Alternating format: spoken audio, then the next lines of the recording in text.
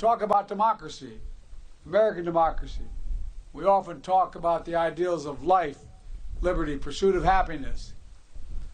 What we don't talk about is how hard it is, how many ways we're asked to walk away, how many instincts are to walk away. The most natural instinct is to walk away, to be selfish, to force our will upon others, to seize power, never give up. American democracy asks the hardest of things, to believe that we're part of something bigger than ourselves. So democracy begins with each of us. It begins when one person decides there's something more important than themselves.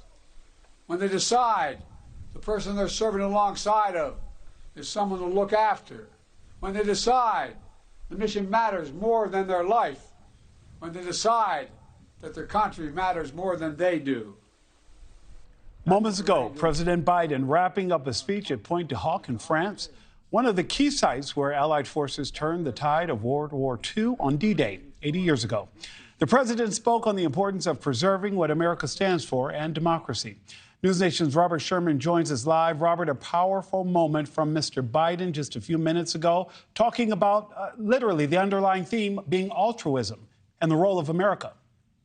Yeah, the role of America especially, Nick. That's the big thing here as to what exactly the United States stands for and the role that the United States should be playing on the international stage. There was that moment in that speech a short while ago in which he said, these brave soldiers, you came over to Europe in order to defend and to liberate people who they had never met, going to places that they had never been.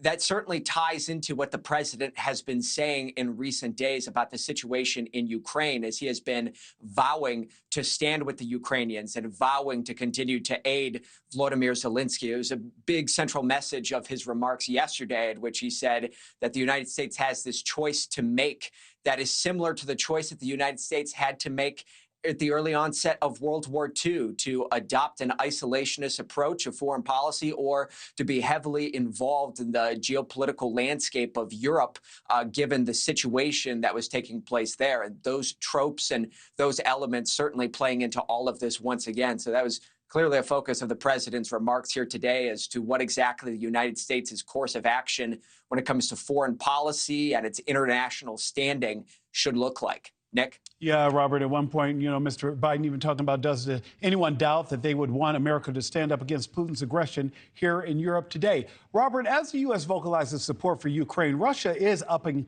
their threats against the West. What is the Kremlin saying? Yeah, I mean, certainly with the way that the United States has been talking about Ukraine here this week, the Russians have been punching back and upping their own threats here, with Russian President Vladimir Putin leaving the door open for giving weapons to adversaries of NATO. Effectively, what you saw this week is that the United States gave basically a green light to Ukraine to use American-made weapons on Russian targets in Russia to defend eastern Ukraine and the city of Kharkiv. So Russian President Vladimir Putin giving this threat, saying, if it swings one way, why shouldn't it swing the other? This is what he had to say.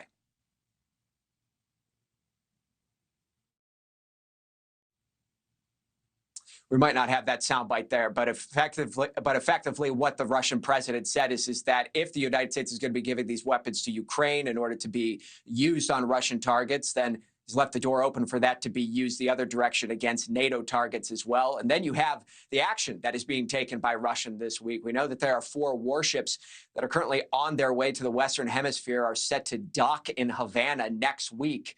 One of them is a nuclear-powered submarine. The Cuban officials emphasized no nuclear weapons will be on board, but you are going to be seeing Russian warships just 100 miles away from Key West, Florida. It's something that U.S. officials are not overly concerned about because we have seen this time and time again in recent decades, but it is something that they are closely monitoring. Nick? Robert Sherman live for us this afternoon from the nation's capital. Robert, thank you so much. Thank you for watching. Go to newsnationnow.com to find News Nation on your television provider. And don't forget to click the red subscribe button below to get more of News Nation's fact-driven, unbiased coverage.